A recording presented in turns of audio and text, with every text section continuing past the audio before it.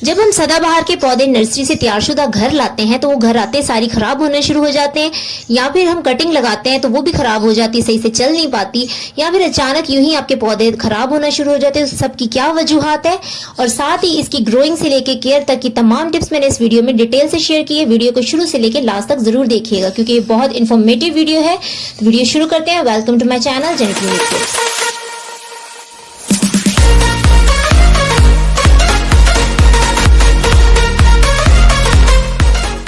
तो फ्रेंड्स, सबसे पहले हम ये जानेंगे कि सदाबहार की कितनी वैरायटीज पाई जाती हैं, कितनी नस्लें हैं। दो किस्म के सदाबहार पाए जाते हैं, एक देसी और एक हाइब्रिड। ये जो आप देख रहे हैं व्हाइट कलर के, जो लाइट पिंक है, ये आपको नॉर्मली हर जगह इजीली मिल जाते हैं।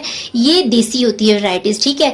ये नॉर्मल जो डायबिटिक पेशेंट होते हैं या शुगर लेवल कंट्रोल करने के लिए या फिर लोग ब्लड प्रेशर कंट्रोल करने के लिए इसकी पत्तियां सुबह सुबह निहार मुंह 4 से 5 आप खा लें तो उसके बहुत सारे फायदे आपको मिलते हैं, इसलिए लोग इसे यूज करते हैं। दूसरी बात करते हैं इसकी हाइब्रिड की। ये जो आप देख रहे हैं ये हाइब्रिड वैरायटी है, ठीक है।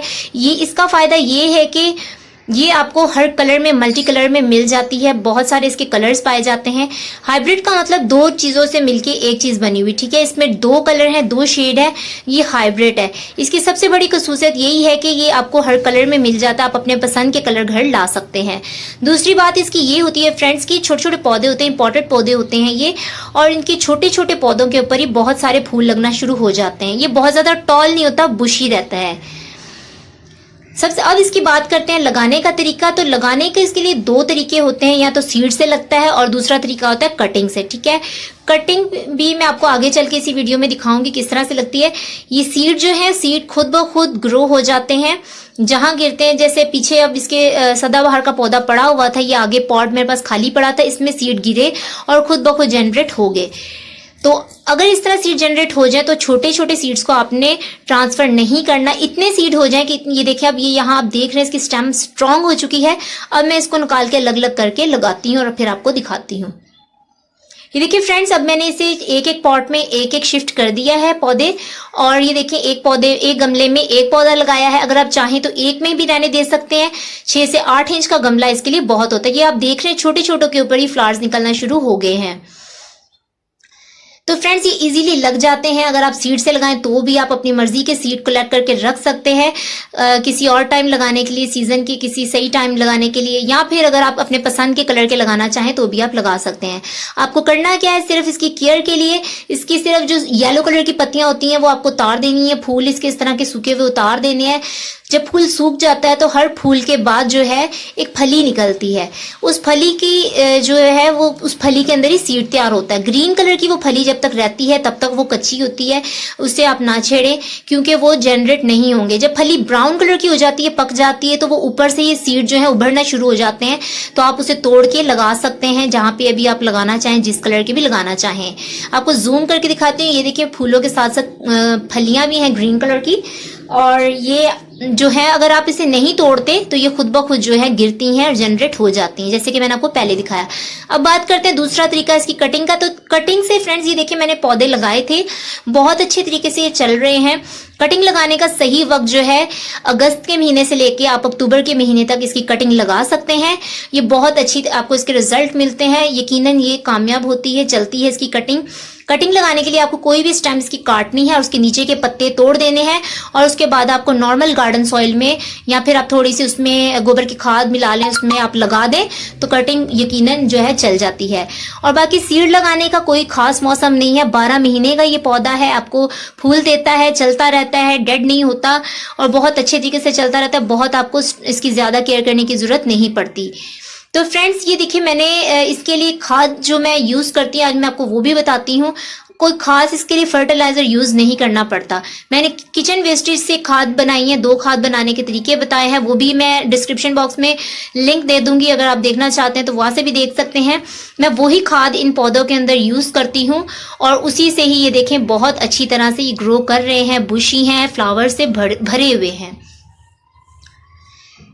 ये खाद मैं डालती हूँ 15 से 20 दिन के बाद दोबारा रिपीट करती हूँ। इसका कोई नुकसान नहीं है, ये फायदा देती है। खाद डालने के बाद हल्की हल्की मैं इसकी गुडाई कर देती हूँ, बस इसकी यही केयर है। या फिर अगर आपके पौधों पे इंसेक्ट का अटैक होता है, जैसे कि मैंने आपको पहले पिंक वाले फ्लावर्स दिखाए थे, वो इंसेक्ट्स का अटैक हुआ था उनके ऊपर, तो आपको क्या करना है, नॉर्मली आपको नीम ऑयल स्प्रे यूज करना है।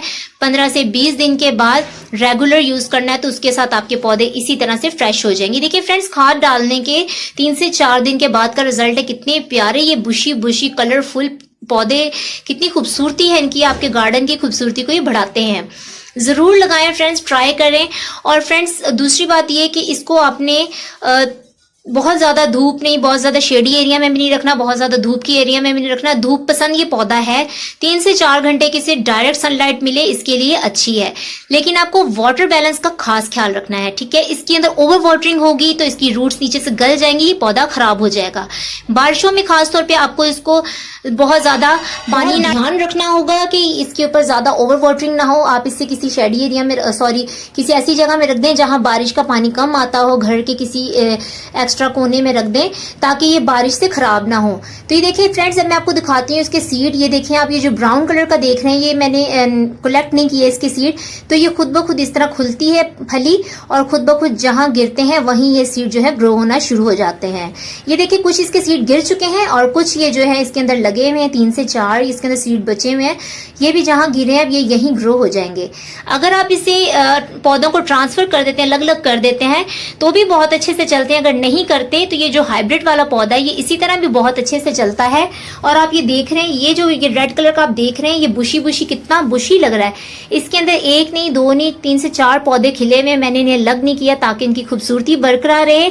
तो ये इसी तरह बढ़ते जा रहे हैं और चलते जा रहे हैं। इसका पॉट भी देखें, ज्यादा बड़ा नहीं, 12 से 14 इंच का पॉट है तकरीबन। अब मैं आपको दिखाती हूँ, ये देखिए फ्रेंड्स, ये पॉट आगे खाली पड़ा था, कुछ सीड इसमें भी गिरे हैं। थोड़े दिन के बाद जो है ये भी जनरेट हो जाएंगे। ये देखें, आप चाहें तो सीड्स को कलेक्ट करके सेव भी कर सकते हैं, चाहे तो आप लगा भी सकते हैं। तो फ्रेंड्स, साइंटिफिक नेम इसका कैथारंथस रोजियस है और ये अपोसोनेसियाए फैमिली से बिलोंग करते हैं।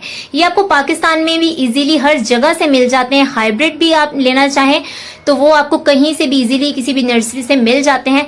सिर्फ आपको एक पौधा लाना होता है और उसके सीड आप लगाते जाएं और आप ढेर सारे पौधे घर पे खुद तैयार कर सकते हैं सीड से। हर फूल के बाद कली निकलती है और हर कली में 8 से 10 बीज जो है लाजमी होते हैं। तो फ्रेंड्स, सबसे बड़ी इसकी खसूसियत यही है कि ये 12 महीने का पौधा है, 12 महीने आपको फूल देता रहता है। किसी भी टाइम आप लगा सकते हैं सीड और आपको इसके रिजल्ट यही मिलेंगे। तो फ्रेंड्स, जल्दी से जाइए और नर्सरी से सदाबहार के पौधे खरीद के लाइए। और अगर आपने लगाए हैं तो इसकी केयर इसी तरह से कीजिए जिस तरह मैंने आपको बताई। तो फिर आप उसके बाद अपने पौधों का रिजल्ट आपको कैसा मिलता है मुझे कमेंट में जरूर बताइएगा। आई होप कि मैंने आज की इस वीडियो में बहुत सारी इन्फॉर्मेटिव नॉलेज आपके साथ शेयर की है। अगर आपका कोई भी सवाल हो तो आप मुझे कमेंट सेक्शन में पूछ सकते हैं। इससे मजीद खूबसूरत, इसी तरह इसकी खूबसूरती बरकरार रखने के लिए आप फर्टिलाइजर यूज कीजिए। उस फर्टिलाइजर का लिंक मैं अपने डिस्क्रिप्शन बॉक्स में दे देती हूँ। तो फ्रेंड्स, आई होप कि आपको मेरी आज की वीडियो अच्छी लगी होगी। अच्छी लगी हो तो फ्रेंड्स के साथ शेयर करें, वीडियो को लाइक करें और चैनल पर नए हैं तो चैनल को एक बार सब्सक्राइब कर दीजिए ताकि आने वाली इसी तरह की इन्फॉर्मेटिव वीडियोज आप तक पहुंचती रहें। अब तक के लिए इतना ही। बहुत जल्दी इसी तरह की एक इन्फॉर्मेटिव वीडियो लेकर बहुत जल्द हाजिर होंगी। तब तक अपना बहुत सारा ख्याल रखिएगा। Thanks for watching my video.